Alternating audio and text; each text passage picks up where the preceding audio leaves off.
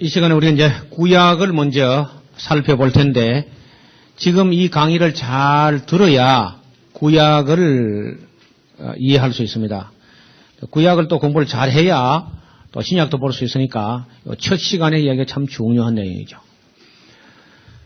우리가 보통 이제 구약 하면은 넓은 의미에서 말하면은 구약은 뭐 창세기부터 말라기까지 39권이 구약이죠. 근데 이걸 엄밀하게 아주 자의적으로 엄밀하게 따져서 말한다면요, 레위기가 구약입니다. 레위기. 이 사실을 아는 거하고 모르고는 큰 차이가 납니다. 구약의 핵심이 레위기요, 오경의 중심이 레위기라 하는 사실을 그걸 인식을 못하면은 구약 공부는 온전한 공부를 할 수 없습니다. 그래 반드시 오경의 핵심, 구약의 핵심 오경의 중심이 레위기라는 사실을 먼저 알아야 돼. 근데 그 얘기부터 좀 해봅시다. 자, 이게 이제 잠깐 보시면은 여기 이제 위치적으로 볼 때도 창세기, 출애굽기, 레위기, 민수기, 신명기 하면은 레위기가 중심이죠. 레위기가 중심인데 이 레위기는 구약 성경 중에서 제일 먼저 기록이 됐습니다. 아예 이거는 시내산에서 이미 다 기록되어 가지고 그렇게 출발하죠. 그래서 모세가 10계명만 받은 것이 아니라 시내산에 올라가서 10계명을 받은 걸 말할 것도 없고 레위기라는 책을 쭉 받아서 기록한 것이고요. 또 성막 설계도, 성막을 어떻게 지을 것인가, 그 안에 기구는 뭐 어떤 기구를 만들 것인가, 이런 것도 이제 그 시내산 밑에서 머무른 기간이 1년 정도 되는데 거기서 다 이미 정리된 거예요. 제일 초창기에 기록된 겁니다. 그래서 레위기란 말은 레위와 레위 지파 사람들하고 맺은 언약이다, 그런 뜻이에요. 레위기. 그래서 이 레위기가 다 완성되고 나서 그들은 시내산을 떠납니다. 시내산 밑에 광야를. 또 우리가 보통 그 광야를 이해할 때도 우리 교사들이 막 함부로 강의하는 거 보면은 하나님이 막 이스라엘 백성을 40년간 시내 광야를 빙빙 돌게 했다, 그런 말만 해요. 그런 말이 아주 경솔한 말이야. 자세히 보면은 히브리인들이 40년을 보낸 그 광야가 시내 광야만 돈 게 아니라 맨 먼저 그들이 출애굽하자마자 접했던 광야가, 지나가는 광야가 수르 광야입니다. 수르 광야. 수르 혹은 수르 광야라는 광야를 지나가고, 여기 조금 내려가면 에담 광야라는 광야를 지나갑니다. 에담 광야. 또 조금 더 내려가면 이제 그 작은 시인 광야가 있고, 그 다음에 네 번째 만나는 광야가 시내 광야. 시내산 밑에 사실 제일 작은 광야가 시내 광야예요. 시내 광야 조그만 광야입니다. 시내 광야까지 다 해서 이제 거기 한 1년 정도 되고요. 시내 광야에 도착하는 데까지 한 50일 걸렸죠. 출애굽 6월절에서 출발해가지고 시내산 밑에 도착한 데까지가 딱 50일 걸리고, 50일 걸린 건 오순절에 그래요. 오순절. 오순절에 10계명이라는 언약을 맺습니다. 그리고는 이제 그 총 시내산 밑에 머무른 기간이 한 1년 정도 머무르는데, 그때는 이제 성막을 만드는 거, 레위기를 기록하는 거, 뭐 돌판을 받는 거 전체가 그 1년 안에 다 이루어지고, 제 2년 정월 초하루에 성막을 다 이렇게 조립을 해서 세웠죠. 2년째 만 1년 된 2년째 첫날 정월 초하루에 세웠습니다. 그리고는 이제 그걸 세워가지고는 시내 광야를 떠납니다. 시내 광야를 떠나면은 다시는 시내 광야에 방랑하는 게 아니죠. 시나이 반도의 여러 광야를 방황한 거라고 그 말은 맞말이야. 시내 광야라는 아주 좁은 광야고, 거기 머무는 기간은 이제 1년밖에 안 된다 그 말이죠. 그 다음에 이제 시내 광야를 떠나서 바란 광야로 갑니다. 바란 광야. 바란 광야는 그냥 통과해 가는 거죠. 그리고 제일 그들이 오래 머무는 광야는 시인 광야라는 광야예요. 그러니까 가데스 바네아에서 시작해가지고 그 세례 시내를 건널 때까지 38년간 시인 광야에서 그들이 머문데 그쪽은 오아시스도 있고 또 완전히 그 모래사막하고는 다릅니다. 사람이 또 살만한데 있고 그렇죠. 그러니까 우리 자세히 민숙이라든지 광야 노정기 이런 걸 잘 살펴서 그런 실수를 시내 광야에서 막 40년간 면도고 있었다. 그렇게 말하면 틀린 말이에요, 그게. 시나이 반도 안에 수르 광야, 예단 광야, 시인 광야, 시내 광야, 바람 광야, 시인 광야 6개의 큰 광야들이 있는데 그런 코스를 지나갔고 그들이 거의 38년이라는 세월은 시인 광야, 마지막 광야 거기서 38년을 보냈다. 이렇게 말해 정확한 그 노정이 됩니다. 그러면은 맨 먼저 레위기라는 언약을 이렇게 맺어가지고 그 내용은 이제 이 율법이라는 말은 다른 말로 언약이죠. 언약. 약속인데 이 약속을 하나님하고 맺은 거예요. 백성들 자기들끼리 지켜나가기로 맺은 것이 아니라 하나님이라는 대상이 있어요. 그 약속을. 그 법을 하나님이 주셨고 하나님 앞에서 그 법에 응답하는 삶을 살기로. 그렇게 살면은 어떻게 되냐면요. 그 율법, 레위기라는 율법을 지키면 구원받는 게 아닙니다. 처음부터. 그 율법을 지키면 구원받는 게 아니라 구원을 이미 받았어요. 아무 값 없이 6월절에 양 한 마리 잡아가지고 그 피나 바르고 그걸 믿고 그 피나 바르고 은총으로 값 없이 그냥 구원받아 나왔어. 애굽에서. 이게 구원이고 그 레위기라는 법이 주어진 것은 앞으로 구원받기 위해서 주어진 법이 아니라 구원받은 후에 구원받은 백성답게 사는 삶의 원칙으로 주어졌단 말이에요. 이 사실을 거의 이해를 못하는 거 사람들이. 구원받은 후에 구원받은 백성답게 그리고 제사장 나라로 선택되는데 제사장 나라 백성답게 또 그 것을 한마디로 줄이면은 내가 거룩하니 너는 거룩해야 된다. 구원받은 백성이 거룩하게 사는 법칙으로 구원받은 후에 이 율법이 주어졌다는 거야. 그러면은 구원받은 후에 율법이 주어졌으면 구원받은 후에 율법을 지키라는 말입니까? 지키지 말란 말입니까? 지키면 어떻게 되는 거죠? 지키면은 복을 받는 거야. 구원받는 게 아니고. 구원은 받았어요, 안 받았어요? 이미죠, 이미 already. 이미 받은 구원을 가지고 계명과 율례와 법들을 지키면 복을 받는 거예요. 구원을 받는 게 아니고. 그러면 오늘 우리가 오늘 어떻게 구원을 어떻게 레위기 지켜 구원받습니까? 믿음으로 구원받았습니까? 6월절 어린 양이신 예수 그리스도의 피뿌림으로 우리가 구원을 받았는데 그럼 구원받은 다음에는 율법이 필요해요? 안 필요해요? 예? 자, 요게 교회가 하나도 교육이 안 돼 있어요. 여기 하나, 이 문제가. 구원받았으니까 율법은 필요 없다. 그러니까 아주 무법천지야, 교회가. 구원받았으니까 율법은 필요 없다. 이게 말이 됩니까? 또 어떤 사람은요, 예수님 오셔가지고 율법을 완성했으니까 율법은 필요 없다. 그것만 많이 듣죠? 아니, 그러면 필요 없으면 떼내버리지. 그 두꺼운 거 뭐라 먹을 것 하냐? 아니, 이봐요. 자동차를 어설프게 처음에 만들었죠. 그렇죠? 근데 좀 하자가 있어. 근데 진짜 자동차 전문가 와서 자동차를 미비한 점을 완전하게 해가지고, 그 자동차를 완성도를 높여서 더 완전히 돼서 자동차가. 그럼 필요 없습니까? 타고 다녀야 됩니까? 타고 다녀야지. 필요 없는 게 아니라 이제 자동차 완성돼서 타고 다녀야지. 아니, 율법이 예수님께서 내가 온 것은 율법이나 예언자를 피하러 온 게 아니다. 피하러 온 게 아니라 도리어 더 완전케 하려고 왔다. 그 완전케 했으니까 이제는 율법을 지켜야지. 그런데 우리는 완성시키는 거 필요 없다. 어디서 그런 희한한 논리가 나왔는지 난 아무리 내가 머리가 나쁜지 이해가 안 되는 거예요. 본래 이 레위기라는 율법도 그 주어진 시점이 구원받은 후에 믿음으로 은총으로 값없이 구원받은 후에 구원받은 백성답게 내가 거룩하니까 너희도 거룩해. 너희는 내 이름으로 일컬음 받는 백성이야.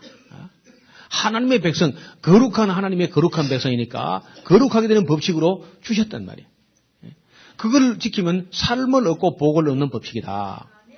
이걸 뭐 몇백 번, 몇천 번 해도 주여 믿습니다. 그럴 필요 없습니다. 우리가 오직 믿음으로 그냥. 오직 믿음 해봐요. 율법 필요 없는 거예요. 이래가지고 오늘 기독교가 법이 없는 좀 무법천지 같은, 그래서 우리가 율법의 저주 아래에 있을 때는 우리 육신이 연약하고 죄성이 너무 강하고 우리가 그 율법이 없을 때는 내가 죄인인가 이건 잘 몰랐어요. 율법이 있다고 보니까 율법에 가서 보니까 율법은 확실히 옳은데 그걸 딱 보더니 옳다고 해놓고는 못하겠다는 거야. 그게 뭐냐? 그게 바로 죄성이야. 이 옳고 의로운 계명과 율법 앞에 반발하는 죄의 성질이 우리 지체 속에 있는 거야. 이게 율법 오기 전에는 잘하더니 율법 딱 오니까 이거 해야 돼 하니까 못하겠다고 해. 이렇게 반발한다는 거예요. 여기 바울이 한 말이야. 그래서 계명이 오기 전에 내가 살았더니 계명이 오니까 죄는 살아나고 나는 죽어도다. 참 기가 막혀. 그러니까 결국은 율법이라는 게 우리의 삶을 거룩하게 해서 주어졌는데 우리가 그것을 믿음을 가지고 나를 사랑하시고 나를 복되게 하시려고 이걸 주셨구나 하는 걸 정말 믿음으로 받아들였을 때만 즐거워하면서 묵상하면서 그걸 실천할 때 복을 받는 말이에요. 구원받는 게 아니고 구원받는 게 아니라 복을 받는 거예요. 들어가도 복을 받고 나가도 복을 받고 떡 반죽거리 복을 받는 것은 이 윤례가 법도를 지켜 행하면 이 모든 복이 내게 임하여. 그런데 레위기는 한 절도 안 가르치고 부흥 강사 와서 복 장사를 하니까 이게 복이 다 이 엉터리 복이란 말이지. 그래서 지금도 대체로 이 기성교회에서 오늘날에 있어서 이 은혜 시대에 있어서 율법은 우리가 어떤 의미가 있는가, 어떤 역할을 하는가 하는 걸 전혀 인식도 안 됐고 교육도 안 돼 있어요. 그래서 오늘 이제 레위기 공부를 하면서 좀 봅시다. 일단은 레위기가 제일 먼저 기록됐고 이것이 구약의 핵심이고 오경의 중심이다. 그리고 이 레위기가 먼저 기록되었기 때문에 이 레위기를 가지고 훈련을 하는 내용을 기록한 책이 이게 민수기예요. 광야에서 훈련해요. 레위기대로 훈련하는 거예요. 레위기가 주어지고 나니까 레위기라는 법이 주어지니까 여태까지는 애굽 사람처럼 굴러 먹었단 말이에요.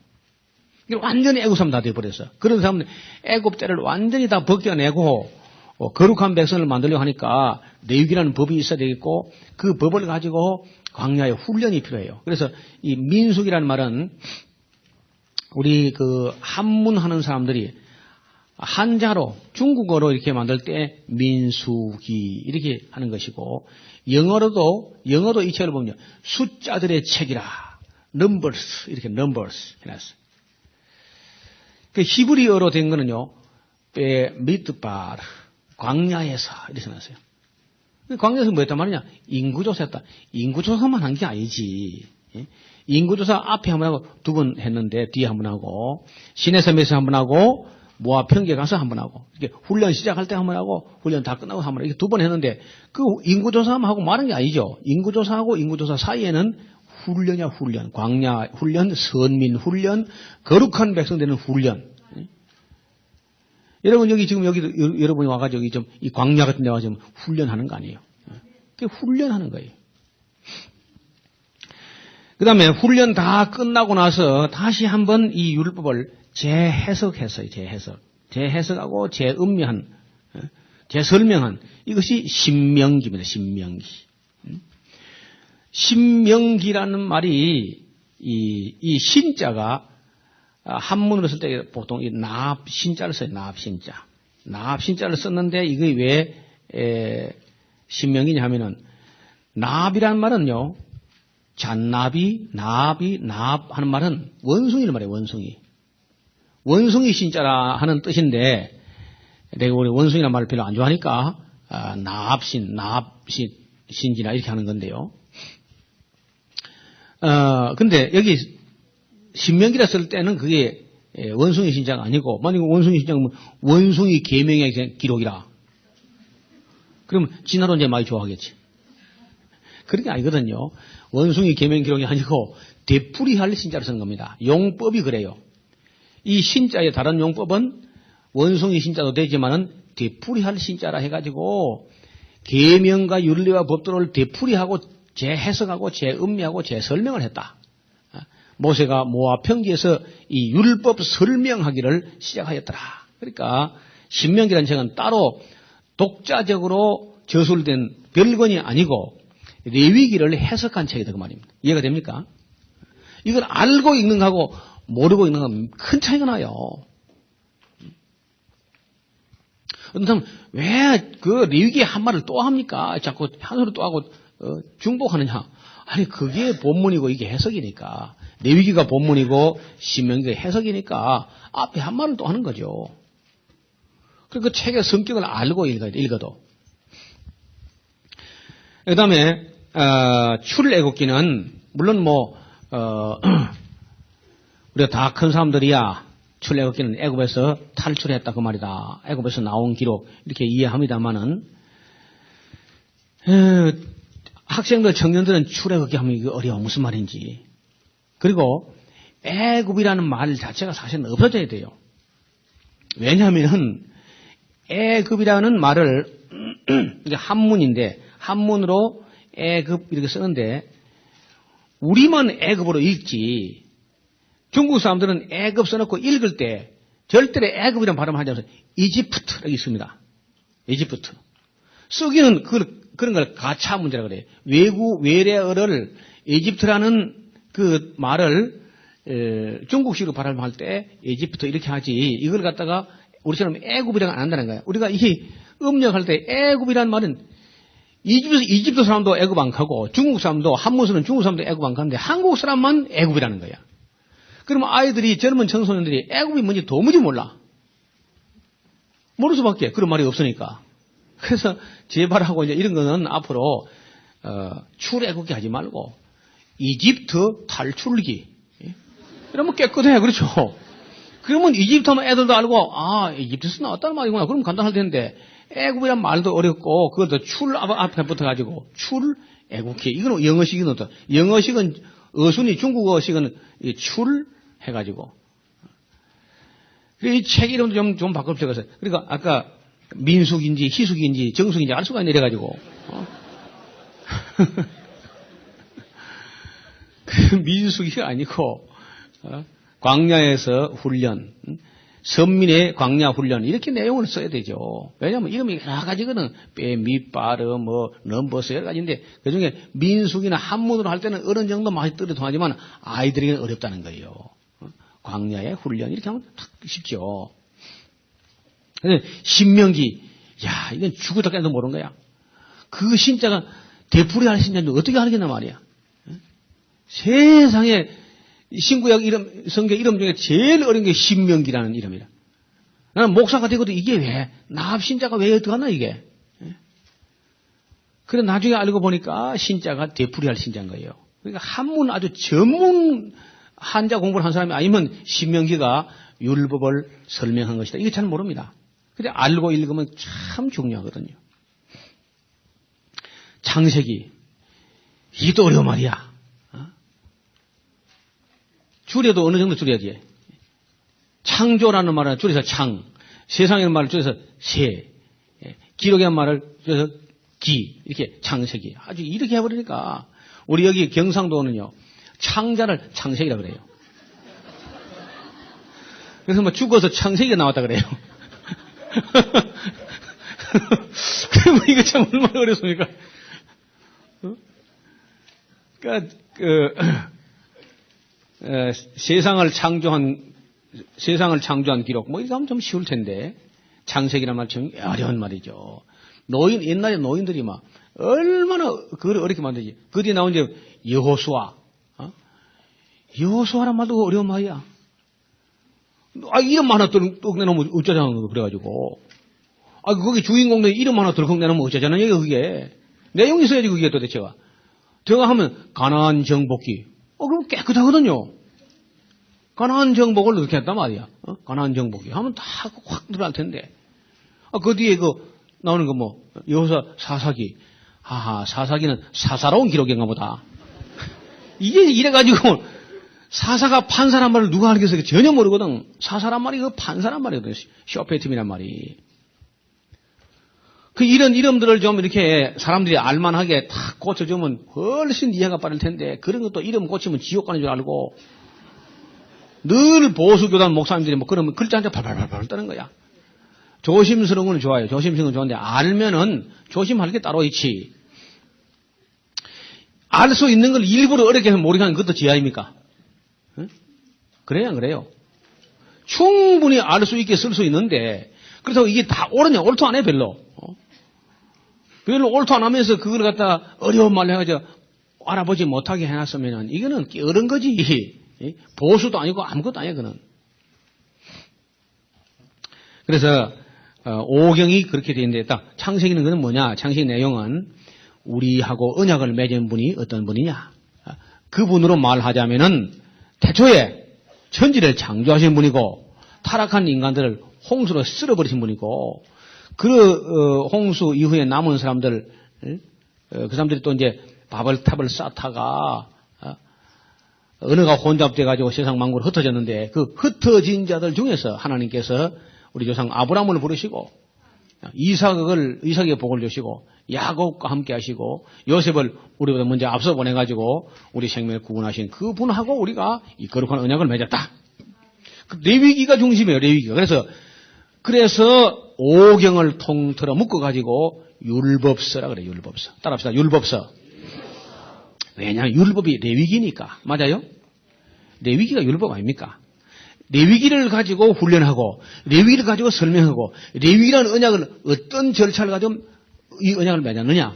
우리가 애굽 땅 바로의 종되었던 집에서 진흙이고 백돌 끄고 도탄 중에 부르짖음에 하나님께서 그 백성의 신음소리를 들으시고 모세와 아론과 미리암을 보내서 강한 손과 편팔로 우리를 건져내시고, 시내산 앞에 우리가 왔을 때 우리는 시내산 아래에 있었고 하나님의 신이 시내산 꼭대기에 임재하셨는데, 그 사이에 모세가 오르내리면서 이 거룩한 언약을 맺었다. 이게 출애굽이거든. 그러니까 단지 애굽에서 탈출했다는 것만 가지고는 주제가 안 되죠. 애굽에서 탈출하는 것, 이것이 다고, 어떤 사람들처럼 해방신학 하려면 출애굽기를 15장까지 하고 말아버려야 돼. 그럼 해방됐으니까. 그 책을, 이 오경이라는 책이 율법서랑 함께 묶어져 있으면 이것이 왜 함께 묶어져 있어가지고 이걸 왜 율법서로 하는가? 뭐가 율법인가 말이야. 그리고 그 핵심이 뭔가? 그 논지가 뭔가? 이걸 딱 알고 읽고 가르치고 해야지. 자, 오경이 이러한 상관관계가 있다는 사실을 간단 명료하게 그렇게 써놓은 논문과 주석은 이 지구상에 단 한 편도 없다고 봅니다. 어느 신학자, 어느 도서관, 어느 신학대학 가도 오경이 이러한 상관관계가 있다는 사실을 누가 딱 뿌리게 쏜 데가 없어요. 저도 이거 지통 계시를 받으냐? 아니라. 계시를 받은 게 아니라, 여러 번 읽다 보니까, 아이고, 요거 앞에 요걸 설명하고 있구나. 이거 가지고 이거 훈련하고 있구나. 이게 보인다니까. 그래서 제가 여러 번 다니니까 보인다는 거예요. 제가 가끔 그런 얘기를 하죠. 저는 참 길눈이 얻어가지고, 제가 길눈 얻은 거, 길치? 길치인지 갈치인지 모르지만, 어떻든, 저는 한 번 갔던 길 잘 못 찾아요. 한 번 가본 것도. 그래서 이제 대충 갑니다, 대충. 대충, 서울이 북쪽이고, 어림이 짐작이고 하거든요. 대충 가는 거야. 대충 가가지고 그 근방에서 찾아야지, 내가 가서. 딱 못 찾아가지고 대충 가보는 거죠. 그런데 우리 집은 대충 가는 게 아니라 아주 정확하게 갑니다. 한 번도 안 물어보고. 그리고 우리 집 가는 길에는 하도 많이 하기 때문에 길바닥에 보도 부르게 깨진 거, 이걸 다 알아요. 제가 연구해서 합니까? 어떻게 알죠? 여러 번 다니니까 연구를 한 게 아닌데 저절로 그런 게 보인다는 거야. 가로수에 껍데기를 벗겨가지고 영자야 그런 것도 보이고, 내가 연구한 거 아닌데 누가 어느 날 보니까 그래 해놨어. 그게 보여 그냥. 어느 집 창문에 뭐 썬통이 벗어지고 그런 것도 보고 별 희한한 것도 있어요. 이런 건 이제 연구한 게 아니죠. 여러 번 이렇게 보면은 자연스럽게 보이는 거예요. 성경도 여러 차례 이렇게 왔다 갔다 하면요. 자연스럽게 보이는. 여러분, 자연스럽게 보인 것을 자연스럽게 이해가 되는 거예요. 쉽게 편안하게. 전혀 어려운 게 없잖아요. 필기할 필요가 없어요. 믿음은 필기한 데서 나는 게 아니고 들으면서 나는 거야. 들으면 잘 들어야 돼. 그리고 필기하는 사람 치고 집에 가서 읽고 온 사람 별로 없어. 그래서 예수님이 그런 거 잘 아니까 베드로야 받아 적어라. 베드로 받아 적을 생각도 안 했어. 그리고 제가 여러분에게 강의한 거는 대체로 강의 제대로 들으면 안 잊어버립니다. 자신 있으면 잊어버려 보세요. 네. 못 잊어버리게 만들 테니까. 죽을 때까지 못 잊어버리게 만들 테니까. 무슨 망각지에 무슨 약을 먹으면 몰라도 진리를 제대로 한번 딱 부러지게 배우면 안 잊어버리는 거예요, 이거는. 그리고 필기할 필요가 없어, 필기할 필요가 없어. 필기한 게 중요한 게 아니고 이해가 돼야 돼, 이해가. 내가 아하, 그랬구나. 그거 아니네. 이런 것도 많이 나올 거야. 여태까지 그런 줄 알고 있었는데, 그거 아니네. 그런 거 많이 나올 겁니다. 계시록까지 가다 보면은. 그래서, 한 가지를 알아도 좀 똑바로 알고 또 자연스럽게 억지로 비비꼬지 말고 여러 번 다녀서 저절로 자연스럽게 알아낸 걸 이렇게 펼치면 쉽다는 거예요. 자, 5경 됐어요? 5경? 예. 자, 구약의 핵심이? 5경의 중심이? 레위기를 가지고 훈련한 책이? 레위기를 가지고 재해석한 책이? 레위기라는 언약의 역사적 과정을 기록한 책이? 출애굽기죠. 어떤 과정을 거쳐가지고 어떤 절차, 어떤 목적으로 이 언약을 맺었느냐. 언약의 역사를 기록해요. 그 다음에 언약의 주체, 우리가 어떤 분하고 언약을 맺었느냐. 이걸 소개하는 게 창세기란 말이에요. 그 다음에, 그럼 이제 그 뒤에 이어진 책이 이제 여호수아, 사사기, 룻기 해가지고 이제 에스더서까지 12권이 역사서예요. 또 사람들이, 12권 역사를 어떻게 다 읽을 수 있으리요? 간단해. 한국 역사나 중국 역사는요, 역사가 길어서 일단 어려워. 인도 역사도 어렵고, 애굽 역사도 어려워요. 근데 세상에 제일 짧은 역사, 제일 간단한 역사가 이스라엘 역사예요. 이렇게 간단할 수가 없어요. 길이가 일단, 1500년밖에 안 되니까. 출애굽서부터 시작한다면은, AD 70년 예루살렘 함락까지 해서 1500년이었다. 정확히. 1500년이니까 뭐 간단하잖아요. 우리나라 뭐 반만 년 하니까 길지. 근데 내용이 더 쉬워요.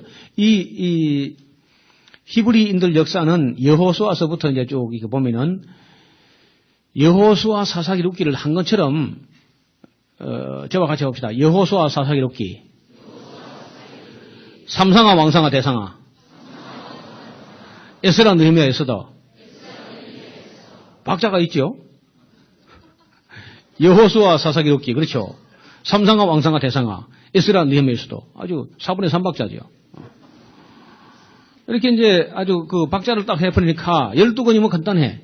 그 내용은 또 더 간단하네, 내용은. 얼마나 간단하냐? 쓰는 분이, 역사를 쓰는 분이 무슨 미주할, 꼬주할, 무슨 여인, 천하 막, 이런 게 없어요, 여기는. 여긴 여인, 천하는 없고 전부 남성 천하야. 그래, 아주 시시콜콜한 그런 거 다 빼버리고요. 단순하게 써. 아주 성경은 참, 그렇게 단순할 수 없어요. 여러분, 1500년이나 되는 이야기를 쓰는데도, 여기 여호수아부터 에스더서까지 짤막한 내용이라. 너무 단순해서 민망할 정도야. 이렇게 쉬워요. 왜 쉬우냐? 내용을 딱 2가지, 3가지 썼어. 무슨 내용이냐면요. 하나님과 이스라엘 백성이 시내산에서 뭘 했다고? 언약을 했다니까, 언약. 됐어요? 이게 구약이야, 옛 언약. 시내산에서 옛 언약을 맺었는데 약속을 했으면 어떻게 되죠? 지켜야죠. 약속을 했으면 지켜야죠. 여러분 2월 23일부터 27일까지 150회 성경 강좌를 지리산 에스라 하우스에서 한다 하고 약속을 다 해놓고 내가 도망가 버려봐. 그럼 여러분 뭐 됩니까? 그래 약속을 안 지킨 사람이 뭘 할 수 있겠어요? 그래서 하나님은 약속 안 지키는 사람하고는 아무것도 못해. 하나님만 그런 게 아니라 우리도 마찬가지죠. 약속을 안 지키는 사람하고 뭘 하겠어요? 아무것도 못하지. 그래서 우리보다는 중근동 지방 사람들은 훨씬 약속에 대해서 철두철미합니다. 그 사람들은 약속을 그냥 그처럼 증서 이렇게 계약서 이렇게 하는 것이 아니라 소를 한 마리 잡아가지고 짜게 가지고 약속을 한 계약을 하고는 그 사이를 진행한다니까. 짜게 진 소 반 갈라가지고 이쪽을 제쳐놓고 이쪽을 제쳐놓고 그 둘이서 갑하고 을이 둘이 지나가는 거야. 그럼 지나가 버렸다면 다시 소를 보태면 살아납니까 안 살아납니까? 예? 다시 살릴 수 없죠. 돌이킬 수 없는 거야. 그리고 만약에 이 우리 둘 중에 하나가 이 언약을 어긴다면은 자기 몸이 이처럼 쪼개져도 할 말이 없기로 이렇게까지 하는 거야. 그러니까 언약을 어긴다는 것은 그는 바로 죽음이야. 그는 바로 그만큼 언약을 중시합니다. 그리고는 이제 그 언약에 대개 이제 7인봉으로 딱 이렇게 해가지고 이 봉해가지고 양쪽에서 하나씩 갖고 있는 거예요. 그러니까 이런 그 언약을 맺었는데 그러면 이제 가나안 땅 들어가서 이스라엘 백성이 이 언약을 맺을 때 어떻게 하냐면 이 언약을 지키면은 내가 들어가도 복을 받고 나가도 복을 받고 산에서도 복을 받고 들에서 복을 받고 성읍에서도 복을 받고 우양의 새끼가 복을 받고 처자식이 복을 받고 원수가 너를 치러 들어왔다가 한 길로 왔다가 7길 도망가고 너는 뭐 머리가 되고 꼬리가 되지 아니하고 하여튼 온갖 복을 다 역사했어. 이 언약을 지키기만 하면은 반대로 언약을 지킬 때 그런 복을 약속했기 때문에 언약을 지키지 않으면은 또 이 모든 저주가 내게 임할 것이다. 일단 아무도 아멘 안 하죠. 맨날 복주라 그러면 아멘 하다가 그런데 안 지키면 저주를 받으라. 주여 통각.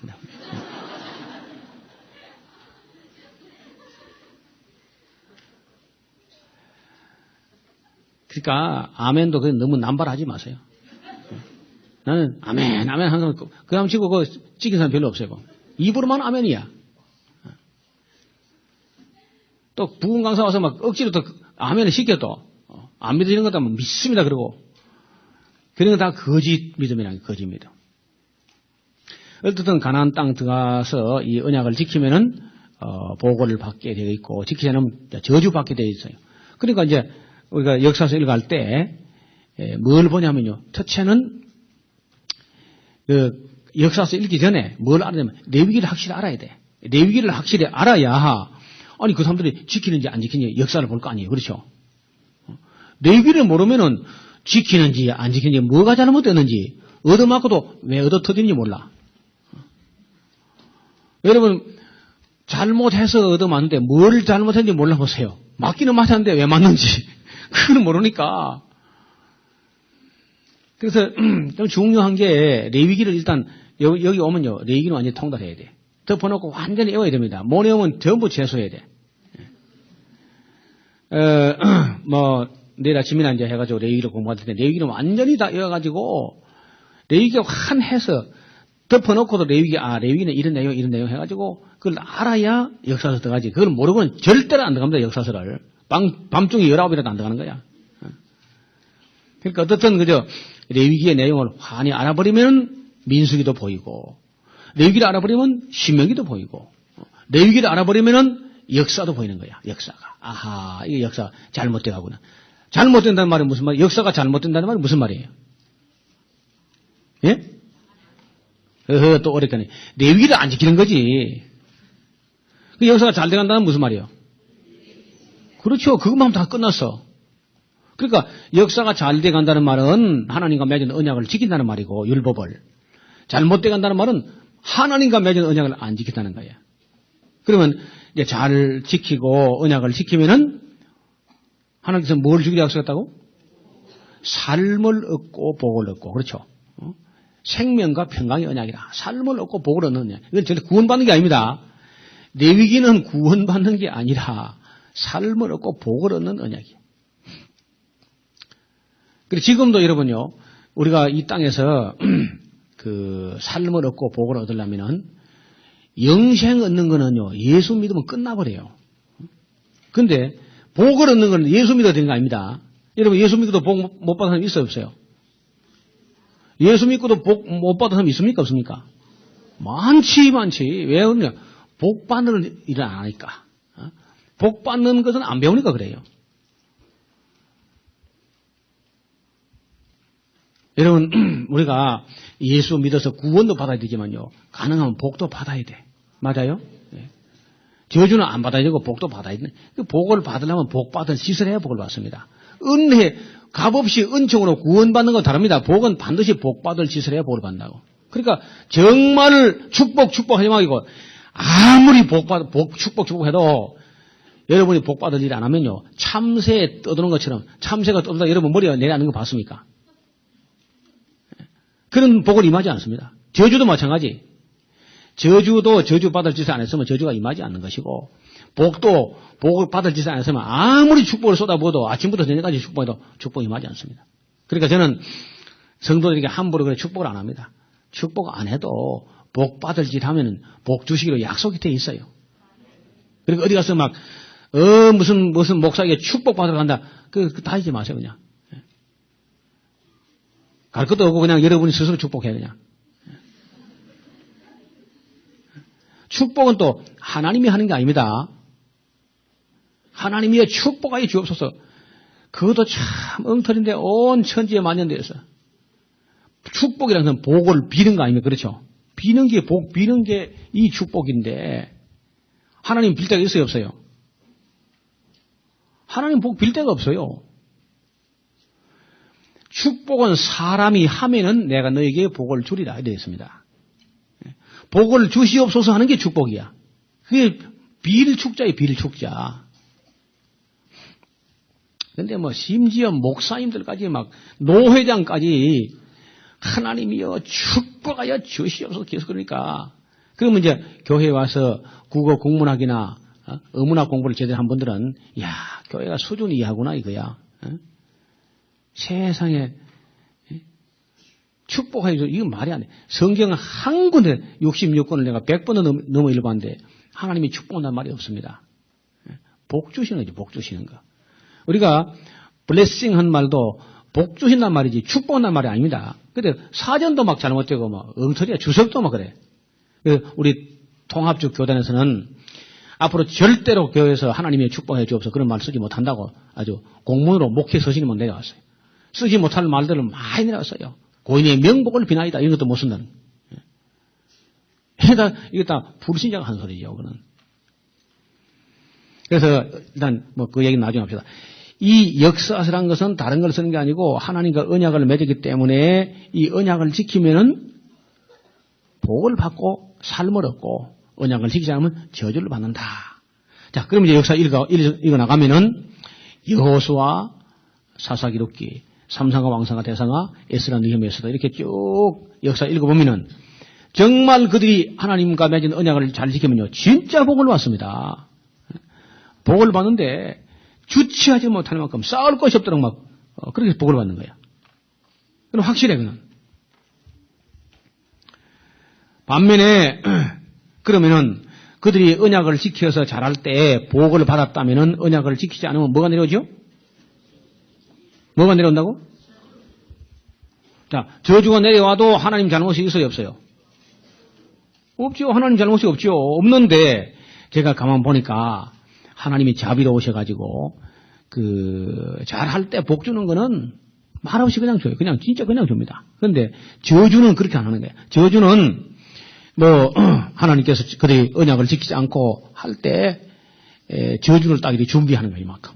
저주를 이만큼 준비해놓고 잠깐 그 보류해놓고 저주가 안 내려온 게 아닙니다. 준비해놓고 보류해놓고 사람을 하나 보내요. 미리. 그 저주에 앞서서 사람을 하나 보낸다니까? 그 사람이 와서 뭐라 하느냐? 너희 이스라엘 백성들아, 너희가 하나님과 이렇게 언약을 했지 아니하냐? 근데 어찌하여 너희가 하나님과 맺은 언약을 위반하느냐? 하고 그 언약에 대한 책임을 묻습니다. 물으면서 책망을 해요. 이전에도 회개하고 돌이키고 다시 그 언약으로 돌아가라. 하고 이제 와서 책망을 해요. 예언자가. 그러면은 자, 다시 그럼 예언자가 올 때 칭찬하러 옵니까? 책망하러 옵니까? 맞아요? 예언자가 칭찬하러 안 오죠. 책망하러 온다고. 근데 책망 들으면 기분 좋아요? 기분 나빠요? 기분 나빠요. 기분 나쁘니까 어떻게 해요? 예? 어떻게 한다고? 때려 죽여버립니다, 그냥 뭐. 간단해, 그냥. 기분 나쁘니까 때려 죽여버려, 그냥. 여러분, 그런데 많은 사람들이 예언자를 하니까, 미래를 점치려고 오는 줄 알고 있어. 예언자니까. 그래서 또 우리 아들 서울대학 되겠는가 또 그거 물어보고 말이야. 그런 그 예언자가 그런 거 알려주려고 온 게 아니라고. 미래를 점치려고 온 게 아니라 뭐 하라느냐. 저주가 지금 내려올 텐데 저주가 내려오기 전에 미리 와서 이야기하죠. 미리 와서. 저주를 하나님께서 너희 지금 언약을 맺었는데 언약을 지키지 않기 때문에 지금 저주를 준비하고 있다. 하고 회개하라고 와서 외치니까 그 저주 내려오기 전에 미리 와서 앞장서서 와서 이야기해 주니까 예언자라는 것이지. 이게 무슨 장차될 먼 훗날이 될 걸 뭐 예언하고 막 뭐 점치려고 이런 거 아니란 말이에요. 그게. 이걸 아주 분명히 해야 돼. 그래서 예언자가 절대로 점치러 온 게 아니라. 그러면 어떤 게 예언성을 띠고 있느냐? 만약에 너희가 이런 경고를 듣고도 젖은 것과 마른 것을 멸할지라도 나는 그저 평안하리라 하는 놈들아. 만약 그렇게 하게 되면 하나님께서 반드시 너에게 무슨 나라를 불러다가 너희를 몽땅 사로잡아 가게 할 것이다 하고 미래를 미리 이야기해요. 상당히 경고성이죠. 거기 예언성을 띠고 있습니다. 그런데 그게 왜 예언이 맞아떨어졌냐? 만약에 그 예언자의 말씀을 듣고 그들이 회개했다면 그가 예언한 건 안 맞았겠죠. 그렇죠? 응? 그 일이 안 이루어졌을 거 아닙니까? 아이고, 따라합시다. 안 통한다. 그 예언자의 경고의 말씀, 책망을 듣고 그들이 회개하고 언약을 돌아갔다면은 그가 예언했던 어떤 재앙을 임하지 않았겠죠? 그런데 안타깝게도 그들이 그 예언자의 말을 듣고 회개한 적은 난 한 번도 없습니다. 엘리야가 와도 회개하지 않았고 영감을 갑절이나 업그레이드 해가지고 엘리사가 와도 회개하지 않았어요. 이사야, 예레미야, 에스겔이 뭐 아니면 다니엘, 호세아, 요엘, 미가, 뭐 스바냐, 하박국 수많은 예언자가 와서 목숨을 내걸고 하나님 말씀을 가지고 경고했지만 그들은 끝내 아무도 믿지 않았고 아무도 회개하지 않았어요. 회개하지 않았기 때문에 그들이 말했던 그 어떤 나라가 와서 너희를 잡아갈 것 하는 모든 예언들은 그대로 맞아 떨어졌습니다.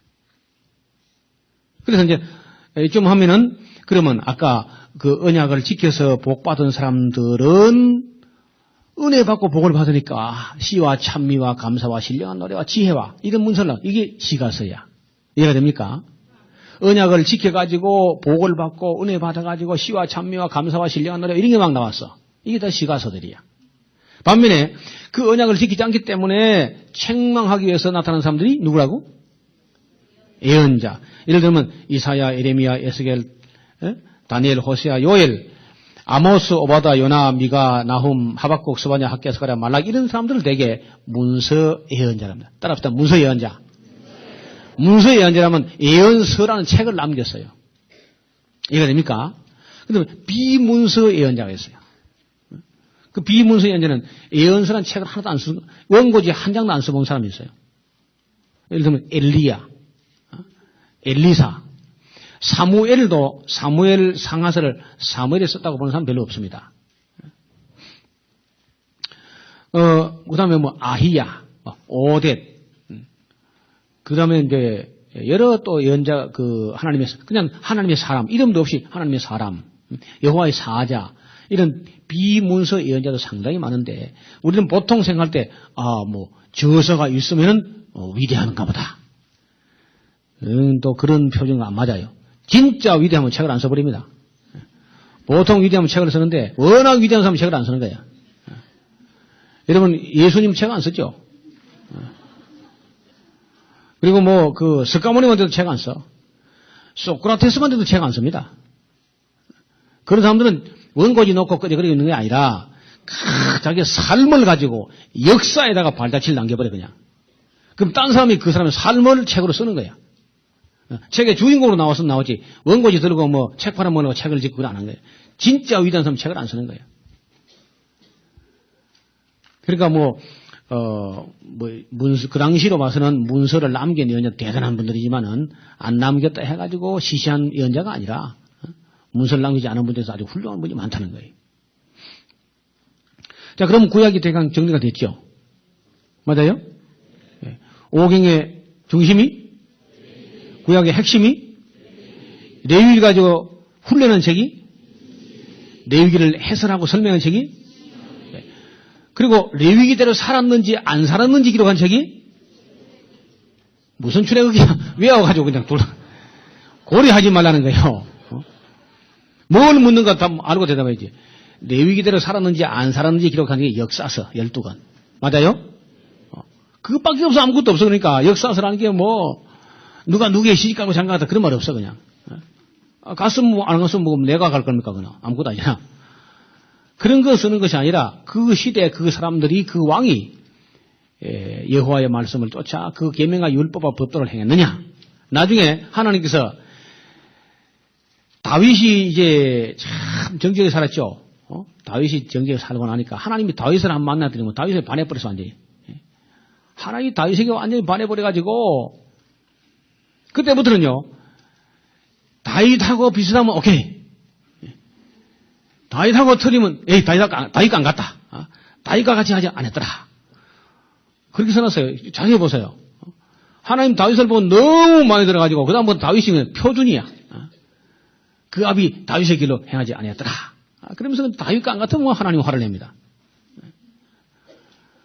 너무너무 귀한 거야. 정말 하나님의 율례와 계명과 법도를 깨닫고 그것을 지켜 행하고 하는 사람이 희귀한 일이라고. 그때 그러냐? 오늘도 마찬가지예요. 오늘도. 성경을 좀 알려고 노력도 좀 시원찮아. 노력이 너무 없어요. 또 이제 할아버지 때도 아무리 공부해도 모른다 하니까. 그러니까 내만 모른다, 목사님도 모른다 그러면서 그냥 공부 안 하고. 아닙니다. 열심히 하면요. 얼마 안 가서 성경이 훤히 보이는 거야. 지금 구약이 윤곽이 보이죠? 이거를 알고 읽는 거하고 또 모르고 읽는 건 큰 차이가 나는 거야. 그런데 대단히 죄송한 얘기인데 이러한 그 구약의 이러한 유기적 상관관계 이런 짜임새로 이런 구조로 이루어져 있다 하는 리포트나 논문이나 책이 단 한 페이지도 온 지구의 신학대학 도서관 다 안 나온다는 거예요. 그러니까 유럽이나 미국이나 무슨 신학이라 해가지고 거기 여기도 혹시 그 신학하고 오신 분도 있을 것이고 신학대학 교수 계신지 모르겠는데 성경을 모르고 쓴 책이 많아.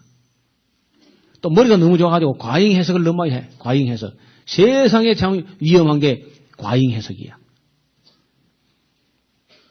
저는 절제된 해석, 해석을 너무 많이 하지 않는, 성경을 너무 많이 해석하지 않는 절제된 해석.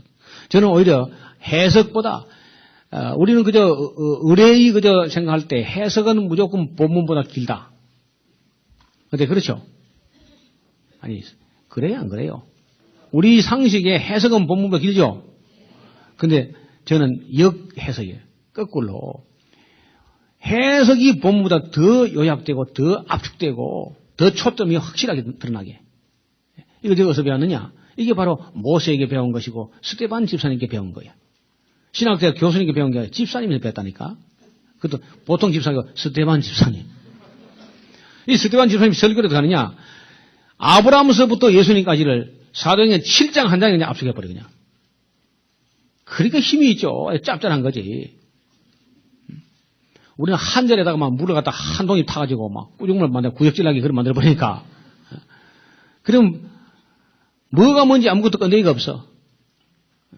그렇게 하지 않고 오히려 책 한 걸 압축해가지고 딱 그 군더더기 다 수식어 다 빼고 논지를 딱 엉켜주면 바로 요거다 하고 끌어내면 되는 거예요.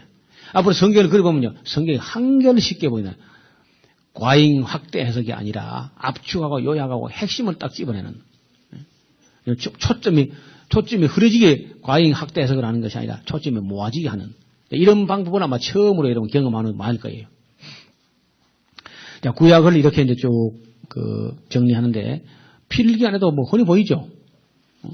뭐 마음속에 벌써 아하 그렇구나 하면은 이미 머릿속에 마음속에 담니다 필기가 되어버린 거야. 중고등학생들도 이걸 알아듣는다니까. 제가 이 구약에 이러한 체계로 되어 있다는 사실을 알고 얼마나 제가 흥분하고 감격하고 성경을 다시 봐야 되겠다. 다시 보고 이게 좀 정리한 지가 20년 가까이 됐거든요. 20년 가까이. 그리고 제가 옛날에 만들었던 문서에 모든 문서에 성경 공부하는 모든 문서 첫머리에 항상 이 도식이 나옵니다. 그러면 쉬워져요. 그래서 이제 앞으로는 구약의 핵심이 레위기고 오경의 중심이 레위기였다. 이게 제일 먼저 기록되었고 이것이 참 엄밀한 의미, 이것이 옛 언약 레위와 맺은 하나님의 언약이었다. 자, 이걸 공부를 잘하면 이제 앞으로는 영 한결 쉬워지고 또 레위기란 내용이 복잡하지 않습니다. 27장까지밖에 없으니까 이거 훤히 이야기할 수 있어요. 그 훤히 본 다음에 역사서에 읽어나가면 이게 역사가 뭐 잘못된다.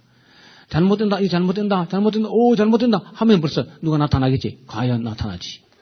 그게 누구냐? 엘리야야, 엘리야. 여러분 봐요. 그 축구 경기를 하는데 누가 자꾸 발이 너무 높이 올라간다. 안 나타날 거 아니야. 휙! 하고, 레프리가 그냥 휘슬을 보는. 레프리가 휘슬을 볼 때 표창장 둘러보는 거 아니죠. 왜 그렇죠? 누가 파울을 범한 거 아니에요. 그렇죠? 누가 언약을, 약속을 어긴 거야. 그러니까 레프리가 나오지. 이 원리가 꼭 같아요. 예언자가 나타난 시대는 좋은 시대입니까? 악한 시대입니까? 예, 그 정도면 이제 여러분 성경 보는 눈이 열린 거야. 그 예언자 엘리야 같은 예언자 나오면 할렐루야 할 게 아니고요. 대성통곡을 해야 돼.